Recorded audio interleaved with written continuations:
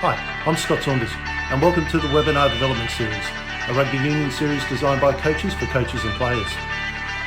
Without any further ado, Ignite Rugby proudly presents Mr. Mick Byrne.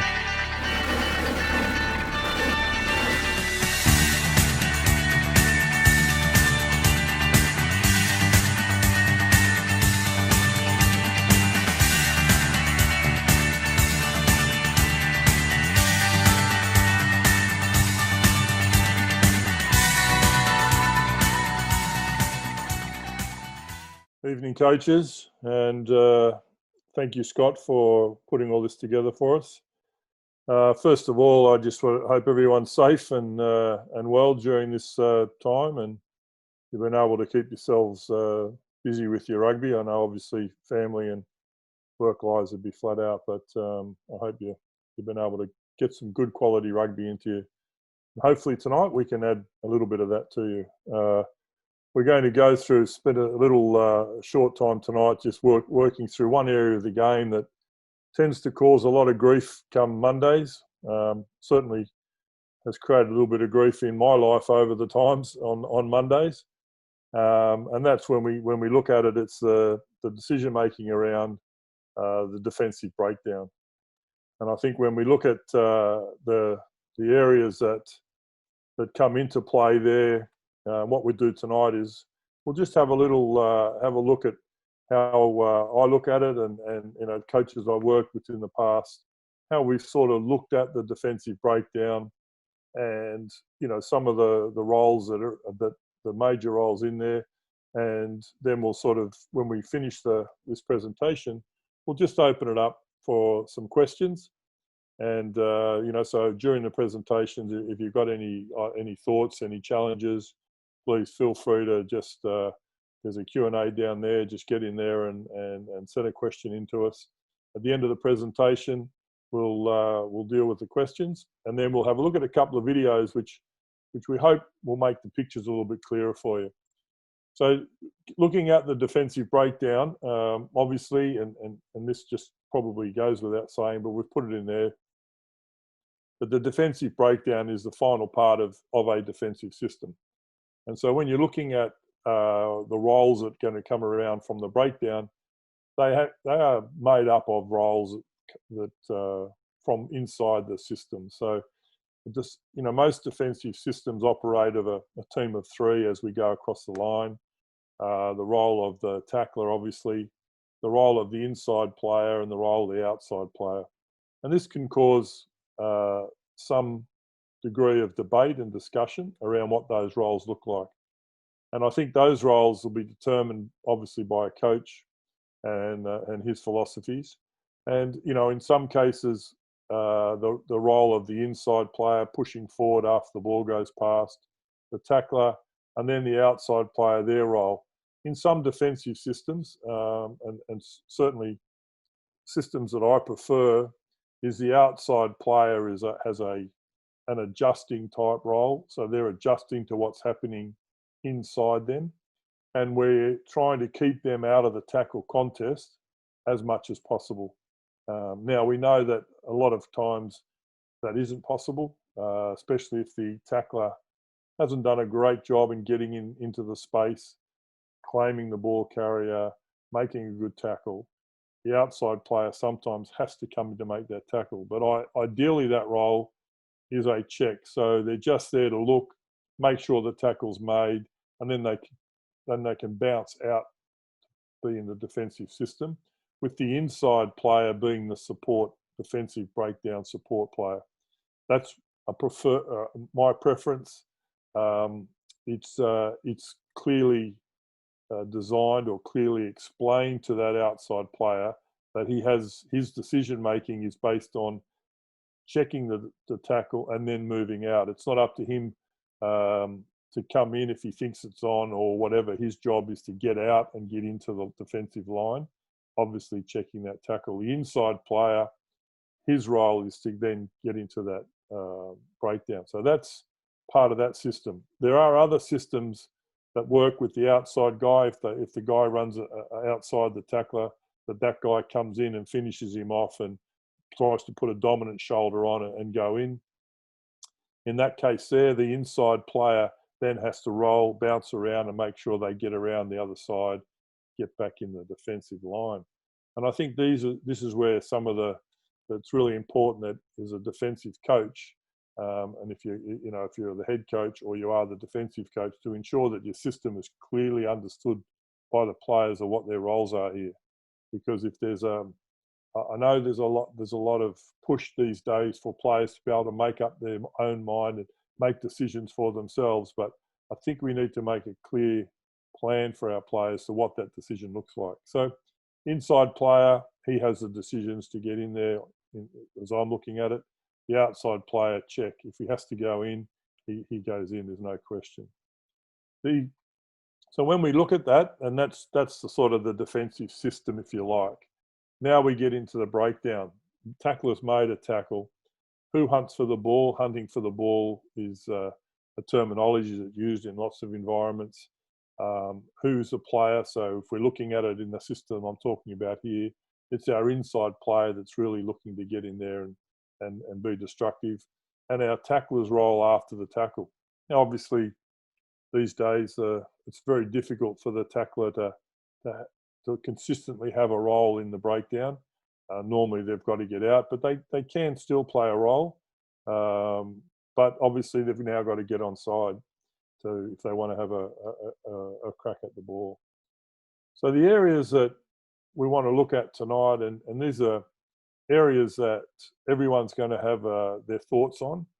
But I think if we can be really clear on these decisions and what they look like for our team, it's going to be a lot less frustrating post-game and, as I said before, Mondays, if players understand what their expectation is. And I think this is an important part of this defensive breakdown, is giving the players the ability to make decisions, but also giving them a clear path of what that decision looks like.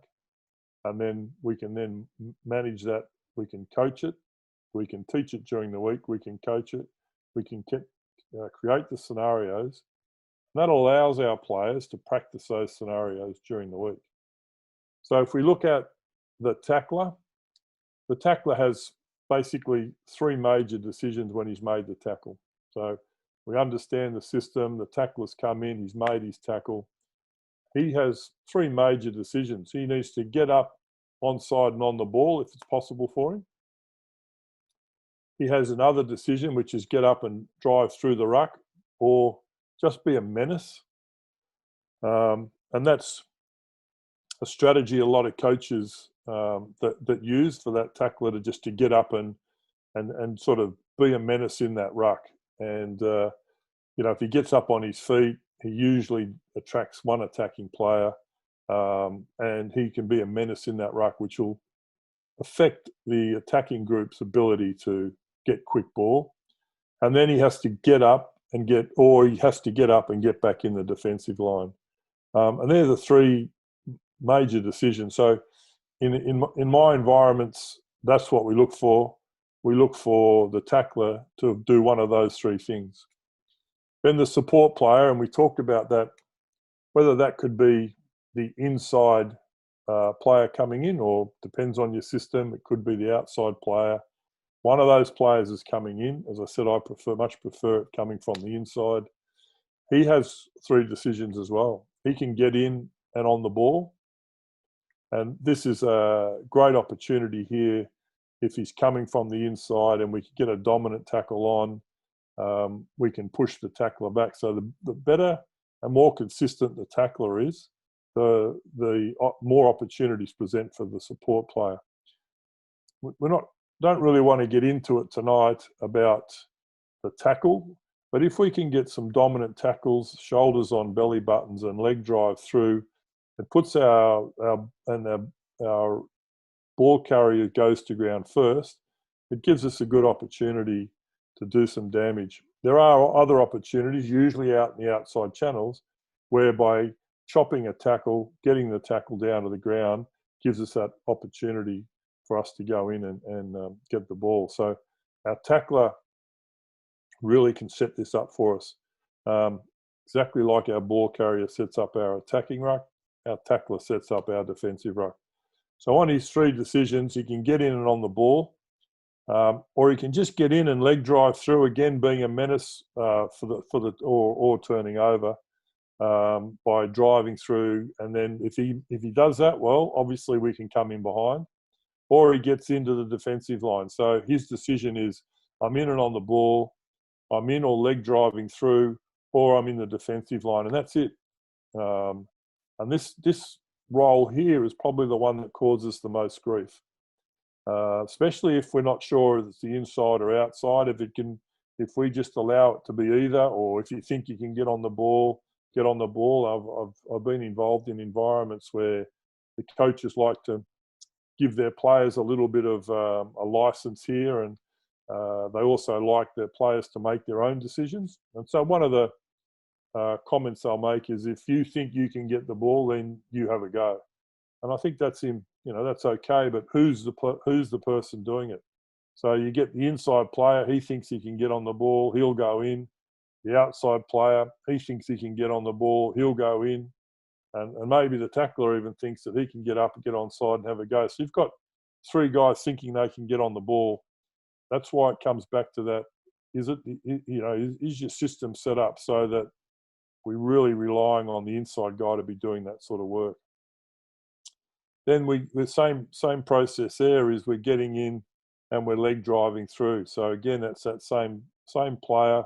For me, if you set your system up, so that the individual player knows what his roles are, then he can get in there. Now, some of the debate here and some of the chat will go through, but if the outside guy, if you've got an inside and the outside guy thinks he can go in there, surely you're looking for him to go in.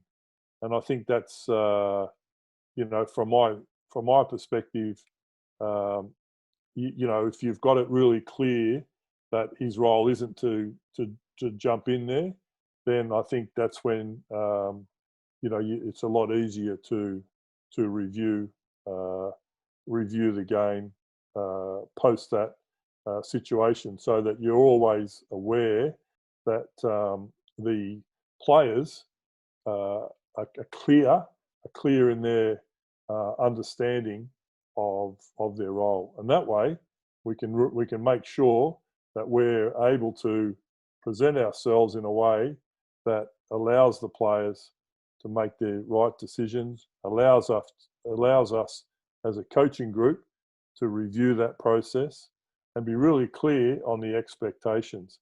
And the one thing that we find in this area is that once we get 2 or 3 players just deciding themselves to go into these rucks, that's when we have some trouble. So as I look at this, we sort of summarise this presentation.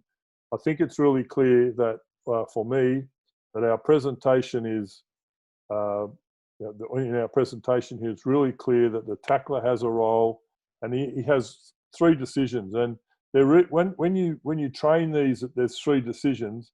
It's really easy. And when we look at it, there's probably only 2 decisions, because if he can't get up and get on the ball, or he can't get up and drive through the ruck, they're the 2 decisions. He's just getting in the defensive line every time. So if he can get in on the ball, he can get in and drive through the ruck, or he's just in the defensive line. Now, the bottom point here is an interesting one, and it's an area that you can work really hard on with your team, and it's an area of work ethic. And the best teams in the world, their tackling players get on their feet and get back into the game. And most of the best teams are averaging that on 9 out of 10 times. The tackler is out, all the support player is in, he's out, the 2 decisions haven't been there, so he may have gone in and had a little bit of a go and realised, no, that decision's bad, he's pulled out, but he's back in the defensive line. And when I look at the World Cup that's just gone, the best teams were operating with that type of discipline. The teams that were really struggling to work hard defensively, they had a lot of players doing nothing. So they weren't getting up, getting on the ball, they weren't getting up and going through the ruck, and they weren't getting up and going in the defensive line. They were just laying on the ground. I think it's really important as we push through this process that we have a clearly disciplined approach to the game. We don't want to overcoach our players and take away their decision making, but we want to clearly decide what players in the system are the players we want in that breakdown. Now, as we said, it's just a short little presentation tonight. It's a little aspect of the game, and obviously as coaches we could discuss this and debate it further, which is great. Through this presentation, hopefully there's been a couple of questions, and what we'd like to do now is we just might see if there are some questions that we can go to, any comments that may be made from you guys, and then what we can do after that, we'll just have a look at a couple of pictures in a video sense to see if we can't paint a couple more clearer pictures for you. So if there's any questions, guys, we're open for them now. Mick? Yeah. So are you saying that, not to commit more than sort of 3 players? Is that your general rule to the defensive breakdown? Yeah, or 2. 2, yep. Yeah. So tackler plus 1, and basically I want both players to have post tackle roles. Yeah. So we're only committing the 2, and that's why the tackles. That's why we've got to work hard with our tackle technique to make sure it's a good tackle, and then we want to be really accurate with our first support player. And as I said, each coaches are going to have different philosophies around: is it inside, is it outside? I prefer, and I've worked in the teams for the teams that we've had really good systems have been the ones that the outside player is a check player and then bounce out. The inside player is the guy that can do the damage. But yeah, it's a tackler plus 1, and the tackler, if he can't get involved, he's got to get up as soon as he can and get back into the D line. And the support player, he's making a decision. Is he on the ball? Is he through the ruck? If that little window's closed, he's into the D line as well. And I think there's a lot of instances, and if you guys have followed your own team nationally over the last few years, you'll see an instance of there are a couple of repeat offenders, and they're everywhere in the world. To be fair, a couple of repeat offenders that just like to poke their head in the ruck. I don't know what's in there. I don't know what they're expecting to find, but they just like to poke their head in there. And come Monday, that's quite frustrating because there's something going on out wide that we needed an extra man on. Thank you. One last question on that. Also, do you have a call that if there is an opportunity to counter ruck or flood that breakdown, do you generally have a call for that? Yeah, I've worked in environments. We've had calls like blitz and ice and sort of different calls. I think this is where it's if a player's going in there and he thinks it's on and he calls out and it's not on and 2 or 3 others come charging in, that's been my experience. It's caused a bit more grief. This is where we leave it up to the player to make that decision. So if the first support player's gone in there and he's made some sort of menace and he's got leg drive on and there's a guy standing there and he sees that it's on, he can make that decision to go in. I think sometimes guys go in there and they call blitz and 2 or 3 guys come charging in and actually the opposition counter it and they don't blitz, and now we've got 4 guys in the ruck on a lost cause. So yeah, it's sort of to answer your question, I don't use it anymore.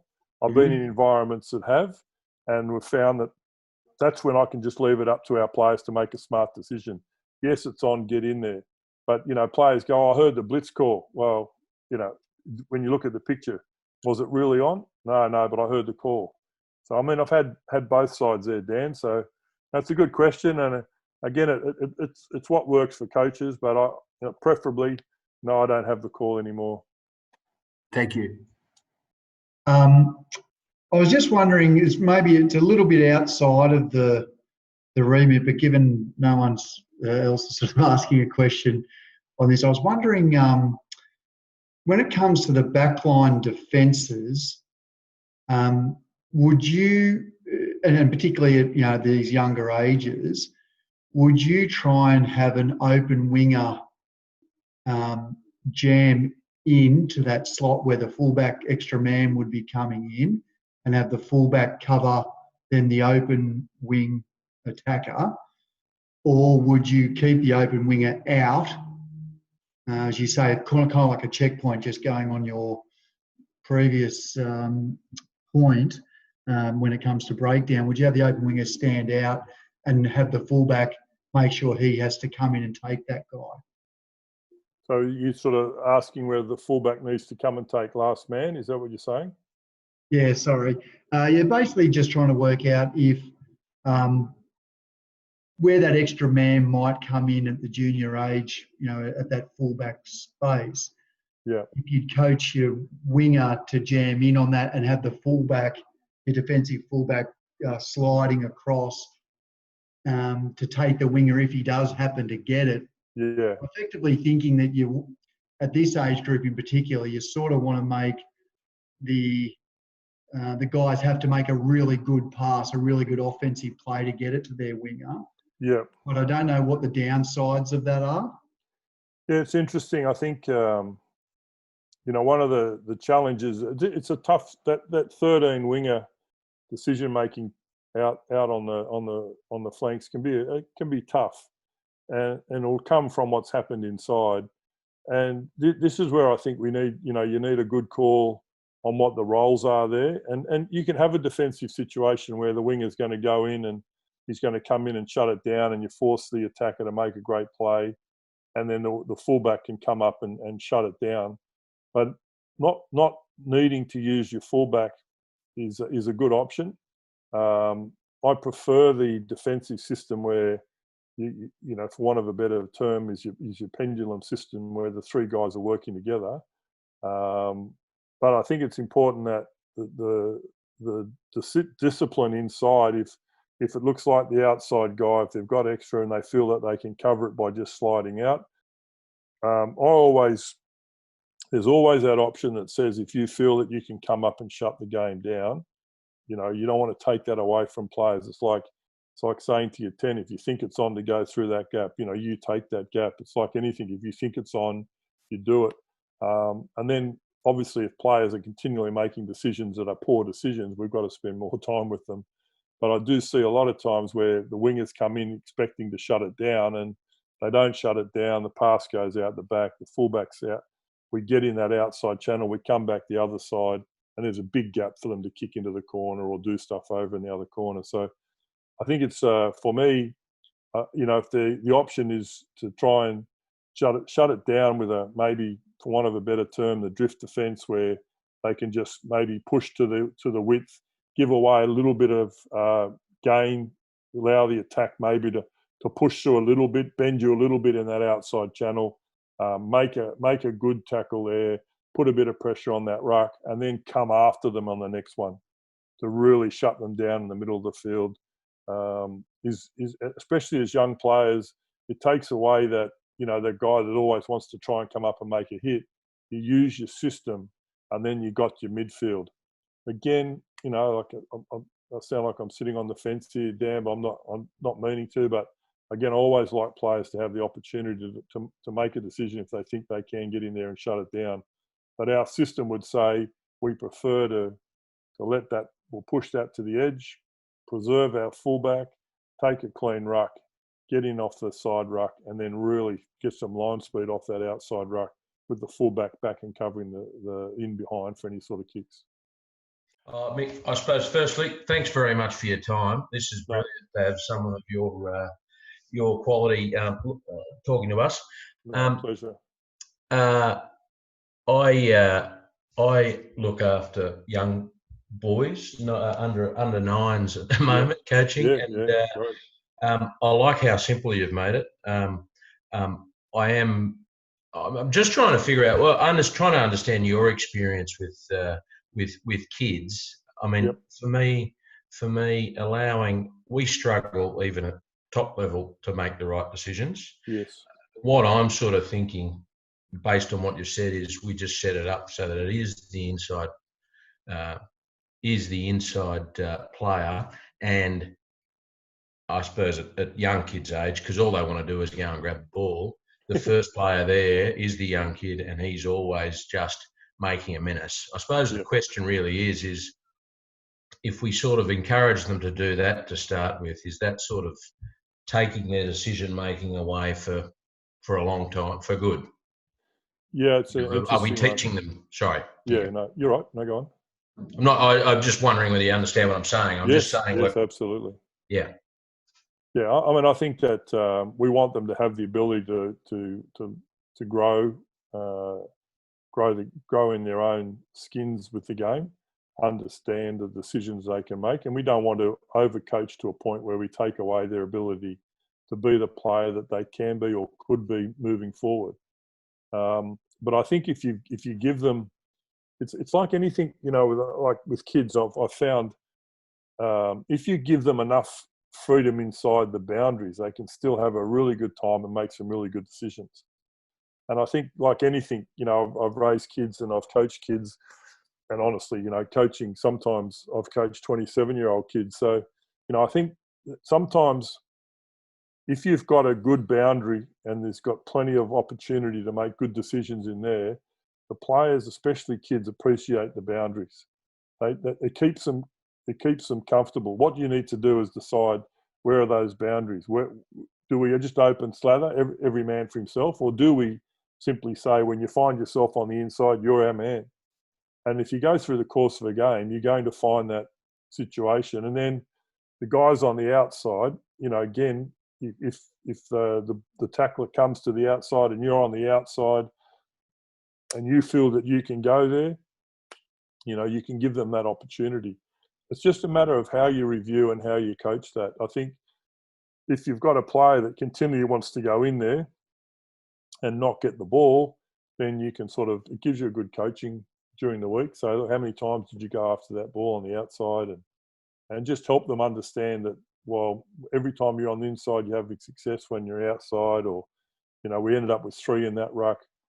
I think it's a challenge, and this is the art of coaching your group, is to know that you want to create, as you say, I've try and keep it as simple as I can, simple decisions, and those are the decisions we make. And that probably, when I've talked to a lot of coaches and worked with a lot of coaches over the last few years, they're probably the key decisions that are at ruck time. And I know there are others, and I know there's a what if, but I just know that probably 80 to whatever it is, 8 times out of 10, they're going to be the decisions you face.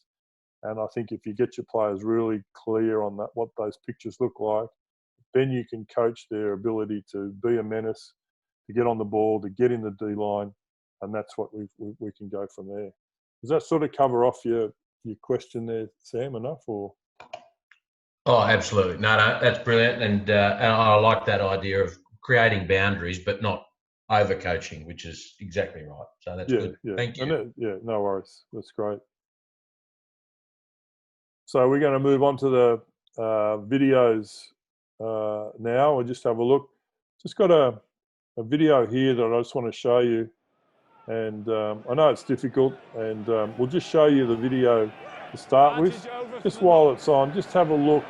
Obviously, with the defensive breakdown, just have a look at what goes on around the breakdown. Okay, no, thank you. Just stay there. Thanks.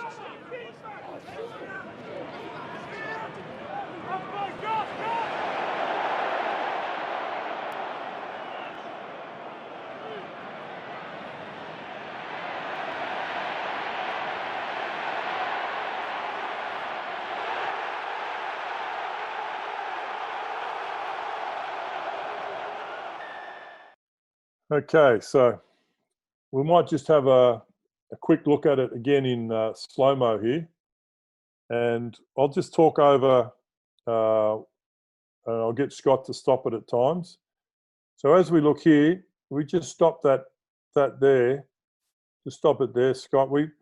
That to me is a good-looking ruck. We've got a tackler. We've got an inside player in there. What we'd like to see now is, and you can see the fella out on your right of screen there with the grey. I'm not sure if he's got a skull cap or he's just got grey hair, but you can see he's feeling a little bit of heat here, so he's wanting a little bit of help. Well, let's just have a look how this breakdown unfolds. So hold it there. What's that fella doing there, you reckon? You know, I know you can't answer straight away, but these are the questions. He's just poking his head in there.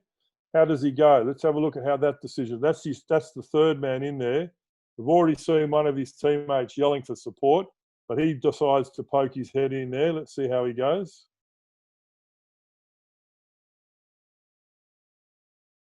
All right, so now we're one defender down on the far side. We come around the corner here. Good, comes out of the line, makes a tackle. We've got an outside player coming in here and the inside player, hold it there, if you wouldn't mind, Scott. So now we've got an outside player that's come into the ruck because he thinks I can get the ball. But we've now also got an inside player that comes in and takes the ruck. So now we've got no blindside defence. Okay, so we'll have a look at what happens there. So now just the big fella at the back, he's sort of looking around. I don't know what people think's in the ruck. They're having a good look. Now the fella, just hold it there, Scott, if you wouldn't mind. The fella that came in, the third player came in, he's the 7. Now it's going to be a tough one, but the good 7s, they make good decisions. So he's come in there as the third player. If he bounces out and stays out there on the blind side, which is where he was at, then that fella with the black cap, he can stay now on the open side. But if you look what happens now, because he's come into the ruck, just play it on there, Scott. The fella with the black hat, he has to now push out to the blind. The French guys see that there's an opportunity down there, so they come bouncing down. As they come down here, create some pressure on the blind side. Again, we see the guy with the black hat. Now remember, he wouldn't normally be there. He'd be out on the open side of that ruck. So he'd be behind the ref there. But now he's out there. He's done nothing. The French guy, the other 2 defenders, you can see the 7 there. He hasn't got back up into the defensive line. So he's at fault there. French have made a little bit of a break. Now they all default down. Have a look at the guy with the black hat. Where's he? So he's over there. Hold it there, Scott. So the fella that in the blue hat, he didn't need to be in that ruck. He could still be on his feet. The fella in the black hat, he didn't need to be on the blind side. He could have been on the open side. So when we put the black hat and the blue hat onto the open side, you can nearly push every defender there one out, if that makes sense, because those guys would be on the open side. You could push all those defenders. So every defender you're seeing there could be one out. And now we just let this play out.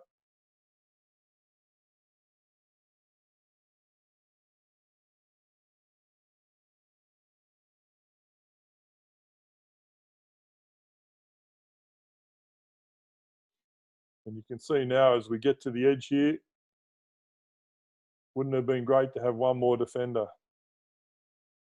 And I think if we had one more defender out here, probably wouldn't get this try. So that's what I'm seeing there. By, 3 guys coming in, 1 guy poking his head in, having look for the pot of gold that's not in there. The outside guy coming in, the inside guy coming in, putting 3 in the ruck. And then the consequence of all that is we're 1 defender down when we come back to the open and we're in trouble. So what I'd like to do now is I just want you to show you another video. We won't slow it down. We'll just play it. Having gone through that video, what I'd like you to do now is just have a look at this video. And then when we finish playing the videos, if there's any comments that anyone wants to make, please use the Q&A and we'll do it. But I'll just show you this video now and we can have a look at that.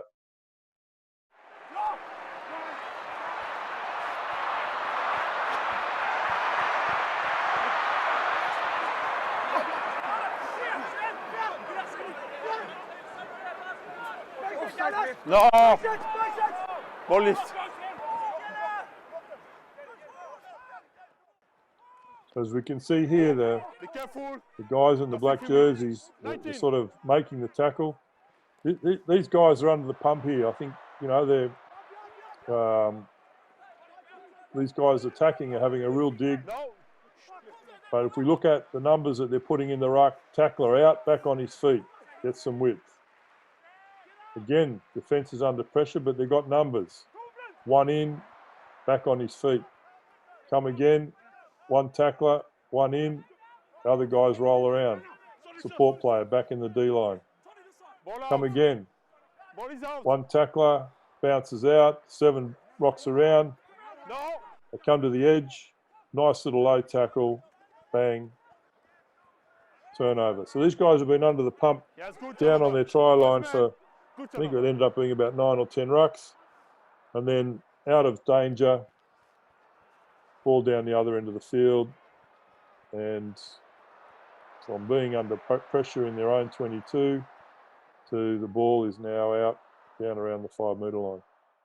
So I think when we look at that, we're just sort of showing the discipline of a system that one tackler, one ball, one tackler, one ball, one tackler on the ball, one, and it just keeps going and playing the discipline, making good decisions, getting in the D line. Your time will come. That's the situation we're looking at. So that's it, fellas. Thanks again. If there's any questions or any comments around those videos, please fire them in now so we can cover off any more points. So Mick, in junior rugby, there's often size difference. Would you ever coach like a gang tackle?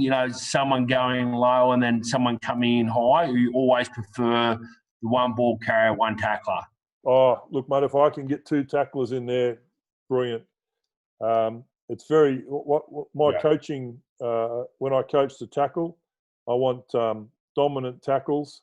I want players to get their shoulder in around the belly button and keep their legs driving, which allows the second tackler to come in while the ball carrier is still in the air, push the ball carrier into the ground, and both guys are involved.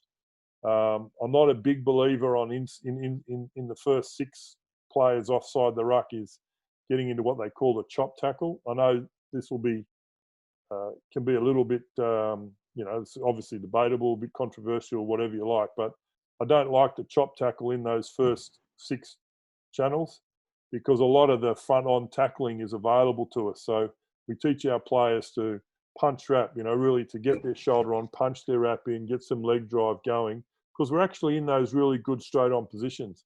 When you chop tackle, I know it makes it, you say, oh, well, it's chop tackle and the guy can come on the ball, but if you chop tackle in those front-on channels, the support players are straight on you. So from that point of view, I think, with size, if we can get that first tackler can get his shoulder on and get his legs going, then I'd like the second tackler to come in, absolutely come in and get on the ball if possible. If it happens to be the first tackler is a little bit high, but he's on his feet, the second tackler can come in and that's where they can chop, and then those 2 guys can do the damage. So yes, mate, absolutely. Big believer in, if you want to call it gang tackling, but a big believer in that second man in. If that first tackler can do a good job, get a good solid hit on, keep his feet, get a bit of leg drive, second guy can come in. If that's available to us, then that's a great option for us. But what's some good calls do you think for those younger kids, or getting some consistency across the club around pillar and post, or is it 1s and 2s, or what's your recommendation and thoughts around that? Yeah, it's interesting. I think I like to create. I like the idea of the word creating an action. So in the AB environment, it was rock action leader, and so the rock he's the rock. He's there. He doesn't move. The action, he's when the 9 comes out. There's action around the ruck. He's involved. And the leader, when the pass is made, he leads the line up. And that was going really well until 211, when a couple of fellas by the name of Genia and Cooper decided they were actually going to play around with that. And during 211, they showed their hand as the Reds and then obviously the Wallabies. And they created a lot of nuisance around Genia getting out, engaging the action, throwing the ball to Cooper, who was engaging the leader, and then a little inside ball to a Digby Awani or someone like that who was charging through. You guys may remember those days, So then they brought on the All Blacks in that stage to cover off that, brought in an eye, so it became rail. So our defence became the rail defence. rock action inside leader. And the inside's role was when the 9, and all we had there was a 9 call. So as soon as a 9 came, the rock would call 9, and the inside would just stay connected to the action and the leader would slow his line speed a little bit, which would then cover off that inside-outside ball from the 10. So we had the rock action inside leader, which gave us a clear picture of an action for the word we were using. I like that concept, especially for kids. 1, 2, 3, 4. What's the role of 1? What's the role of 2? You can go through that. You can have pillar, post, guard. I think what it is whatever it is in the club, as you say, in the club, it becomes that consistent message. And the biggest thing in this, Sandy, is the roles. What are the roles for those? That's the biggest killer. If you call it pillar, post, guard, or rock action leader, or rock action inside leader, or 1, 2, 3, 4, getting clearly understood roles so every player understands, if I'm at 1 or I'm at rock, this is my role. And the biggest area I see players at the moment is that second player, whatever you want to call him, who they say, well, you're looking after 9. He should keep his shoulders square up the field and allow the 9, if the 9's coming, to just run into his space. We find a lot of times, because he's told, oh, you've got 9, he's standing there, the 9 pokes his head out and he turns in. And he turns in to smash the 9, little short ball, winger goes through. So just being that action guy there, he can stay there with his shoulders square up the field. If the 9 runs into him, 9 runs into him. But there's no option for outside, inside. If there's a little outside ball, he can bounce onto that. Not what the 9 will probably do, because he hasn't engaged the action defender as such. The action's come up, stayed square, you'll probably shoot a late pass and the next guy can take the next guy. So I think it's really good to have those words. I think especially for the young kids, because they can come around and they know their role. I'm 1, I'm 2, but it's more important they understand what their role is there. And that's where it comes back to, I think, what we were saying before with these young kids and their boundaries. You give them the chance to make some decisions. But I think, young kids want to enjoy themselves playing footy as well. And I know there's always that debate around over-coaching, but if you give them clear instructions and you coach those clearly, they're going to enjoy themselves more, because they're going to know what's expected of them, and they're not going to go out there and go, well, I didn't know what I had to do, And I think we can grow as the year unfolds if we start with a really clear explanation, roles, and everyone on the same page. Fantastic session, and hearing those techniques around the defensive structure. Hearing the comments and the observations, I think for the boys of our age and size, it sounds like there's some of this stuff, if we get it right, it can make size irrelevant to some degree. If we get the structure right and get those sort of little working those inside, outside and tackler roles, the good technique and good structure can either win a ball or win a penalty or get a turnover out of this sort of stuff. So, and looking at that AB play at the end, look like that outside player who didn't commit is just as important as the bloke who sort of gets through and tries to win the ball, because he's always open. Yeah. So I think it's some of those sort of observations about how we go about that coaching, that sort of stuff.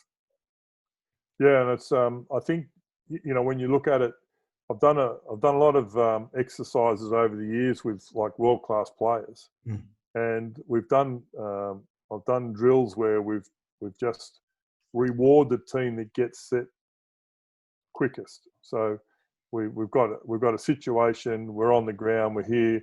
The team that can get set quickest, so the attacking team or the defensive team, whoever gets set quickest gets a point. And I would do 100 rucks, and we play it out, and 100 times the defence is set quicker than the attack. So because when you look at the attack, obviously they've got to get their depth, they've got to get their width, they've got to find their own space. It's a lot easier to set your defensive system. So if you get really disciplined around it, you're going to be, as defenders, and that's why the game at the moment, defences are winning out a little bit because we don't attack well enough. Defences are winning because we're not great at attacking. Defences are winning because it's all in their favour, but we don't attack as well as we should.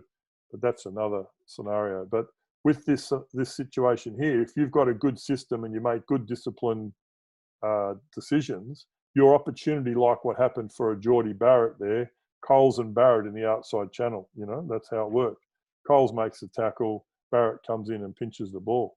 But there was probably 4 occasions where a couple of those props could have had a chance to poke their head in.